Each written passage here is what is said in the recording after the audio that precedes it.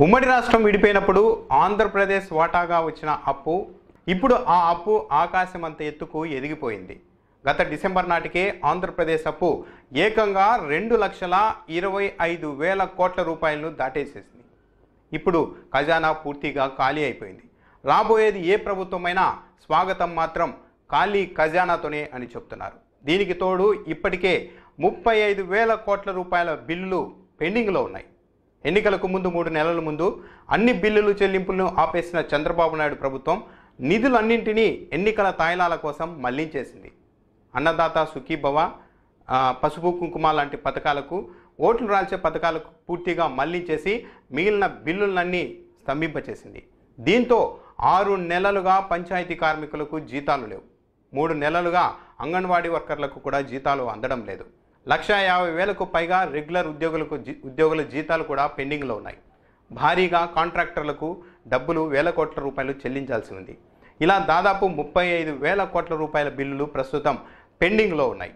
పైగా ఆంధ్రప్రదేశ్ చరిత్రలోనే ఎన్నడూ లేని విధంగా ఆర్థిక ఏడాది ప్రారంభంలోనే ఆంధ్రప్రదేశ్ ప్రభుత్వం ఏకంగా 8,000 కోట్ల రూపాయల ఓవర్ డ్రాఫ్ట్కు వెళ్ళిపోయింది.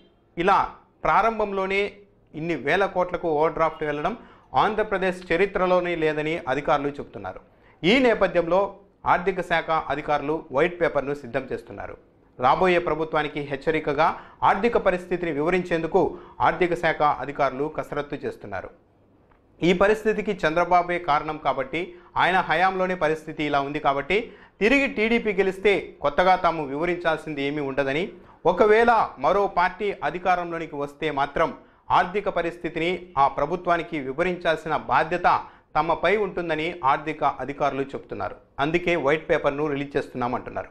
కొత్త పార్టీ అధికారంలోనికి వచ్చినప్పుడు ఎప్పుడైనా చాలా ఉత్సాహంగా నిర్ణయాలు తీసుకునేందుకు సిద్ధపడుతుందని, కానీ ఆర్థిక పరిస్థితిని ముందే వివరించడం వల్ల ఇబ్బందులు రాకుండా ఉంటాయి అన్నది తమ ఉద్దేశమని ఆర్థిక శాఖ అధికారులు చెబుతున్నారు.